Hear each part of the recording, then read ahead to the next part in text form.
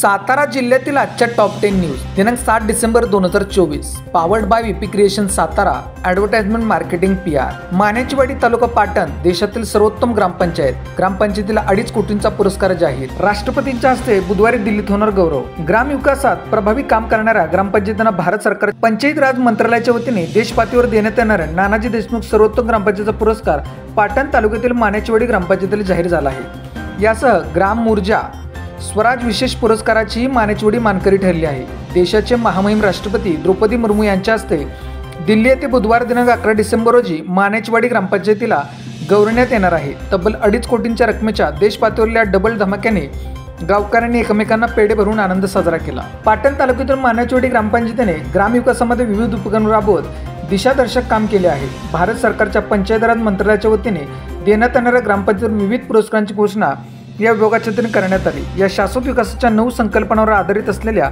गरिबीमुक्त गाव, आरोग्यदायी गाव, बालस्नेही गाव, जलसमृद्ध गाव, स्वच्छ हरित गाव, पायाभूत सुविधांनी संपूर्ण गाव, सामाजिक न्याय व सामाजिकदृष्ट्या सुरक्षित गाव, सुशासनयुक्त गाव व महिला स्नेही गाव या बाबींवर विशेष काम करत शाश्वत सुखाची गावे निर्माण करण्यासाठी ग्रामपंचायतीने यशस्वी प्रयत्न केले आहेत। त्यामुळे यांना हा पुरस्कार देण्यात आला आहे। साताऱ्यात उद्या जिल्हा काँग्रेसची बैठक। ईव्हीएम विरोधातील आंदोलनाबाबत होणार चर्चा। जिल्हा काँग्रेस कार्यकारिणीची महत्त्वाची बैठक रविवारी दिनांक 8 डिसेंबर रोजी सकाळी 10:30 वाजता माजी मुख्यमंत्री पृथ्वीराज चव्हाण आणि जिल्हा प्रभारी श्रीरंग चव्हाण पाटील यांच्या प्रमुख उपस्थितीत जिल्हा काँग्रेस समिती कार्यालयात होणार असल्याची माहिती जिल्हाध्यक्ष डॉक्टर सुरेश जाधव व जिल्हा सरचिटणीस नरेश देसाई यांनी दिली।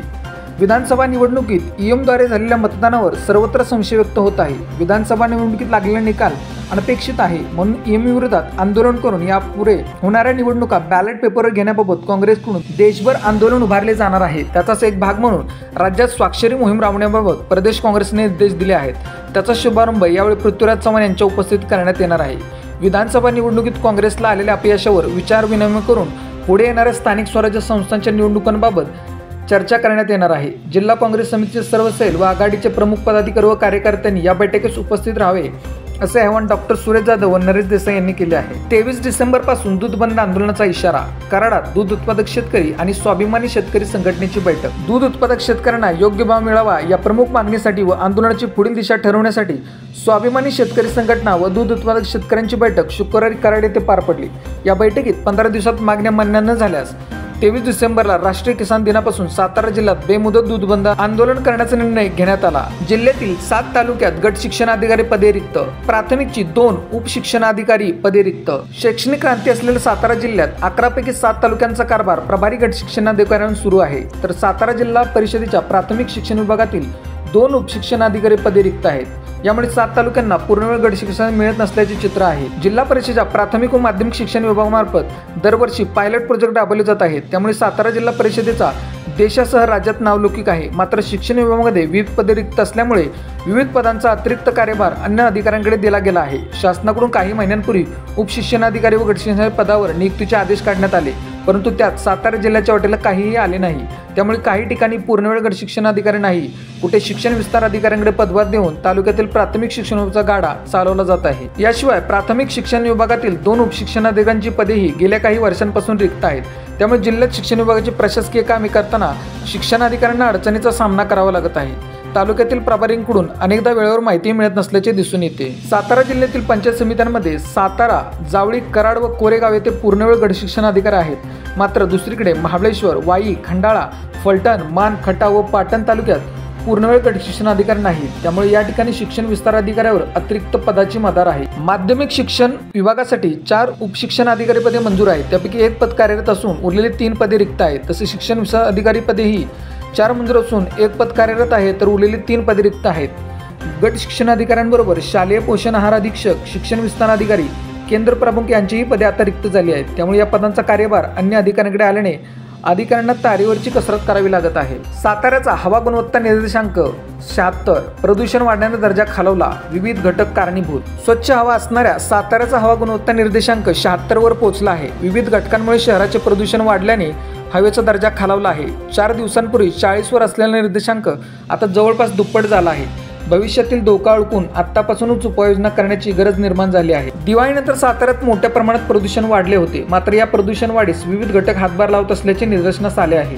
सातारा शहर व परिसरात वेगवेगळ्या प्रकारचे कारखाने आहेत। या कारखान्यांमधून कित्येक किलोमीटर अंतरावर वेगवेगळ्या वातावरणात पसरत आहेत। याशिवाय आजूबाजूला खाणकाम व्यवसाय सुरू असून त्यातून निघणारे प्रचंड धूळ वातावरणात मिसळते। कोरेगाव पोलीस ठाण्याच्या आवारात दिव्यांगाचा आत्महत्येचा प्रयत्न। बराच वेळ थांबूनही पोलीस तक्रार घेत नसल्याने संतप्त झालेल्या अजय सुरेश शेवले राहणार डॉक्टर बाबासाहेब आंबेडकर नगर या दिव्यांग युवकाने पोलीस ठाणे आवारातील मारुती मंदिराच्या पत्र्याच्या शेडच्या लोखंडी अँगलला गळफास घेऊन आत्महत्या करण्याचा प्रयत्न केला। त्यामुळे खळबळ उडाली आहे।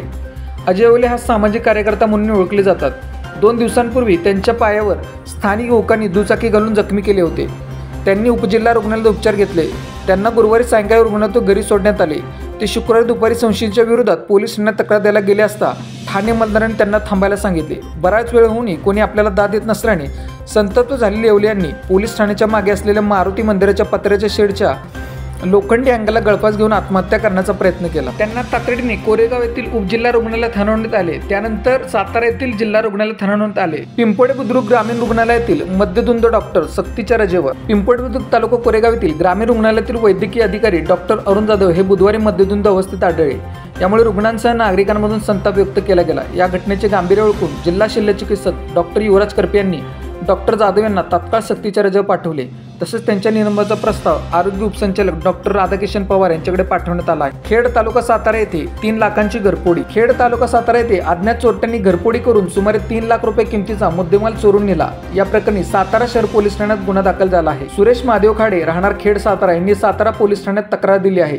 चोरट्यांनी घरातून मंगळसूत्र, सोन्याच्या रिंगा, कानातील जोडस ऐकून 2,72,000 रुपयांचा किमतीचा ऐवज चोरून नेला आहे। धोम पुनर्वसन येथे 2.25 लाखांची चोरी। धोम पुनर्वसन येथे गुरुवारी मध्यरात्री चोरट्यांनी तब्बल 1,81,000 रुपयांच्या दागिन्यांची चोरी केली आहे।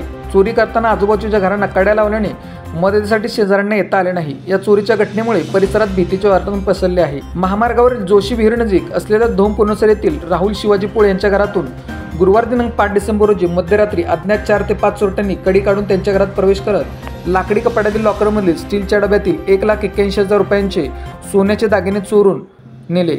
या दरम्यान कपाटात झालेल्या आवाजाने जागे झालेल्या पोळ कुटुंबियांनी आरडाओरडा करत मदतीसाठी हाका मारल्या। मात्र चोरट्यांनी शेजाऱ्यांच्या घरांना कड्या घातल्याने कोणालाही बाहेर येता आले नाही। पोळ कुटुंबियांच्या समोरून काळी कपडे प्रदान केलेली 5 चोरटे निघून गेले। कराड मसूर मार्गावर दुचाकी घसरून युवक ठार। कराड मसूर मार्गावर दुचाकी घसरून झालेल्या अपघातात युवक ठार झाला। बनवडी फाटा सैदापूर येथील सीताराम रेसिडेन्सी इमारतीसमोर गुरुवार रात्री 7:30च्या सुमारास हा अपघात झाला।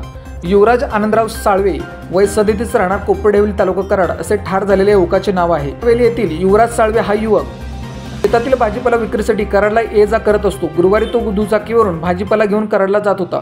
त्यानंतर तो रात्री घराकडे निघाला असताना बनवडी फाटा येथील सीताराम रेसिडेन्सी इमारतीसमोर दुचाकी घसरून त्याचा अपघात झाला। या अपघातामध्ये युवराज साळवे हा गंभीर जखमी झाला। परिसरातील नागरिकांनी त्या ठिकाणी धाव घेत त्याला रुग्णालयात दाखल केले। त्या ठिकाणी उपचार सुरू असताना त्याचा मृत्यू झाला। अशाच बातम्यांसाठी जिल्हा साताराच्या सर्व सोशल मीडिया प्लॅटफॉर्मला फॉलो करा। व्हिडिओ लाईक, कमेंट आणि शेअर करा।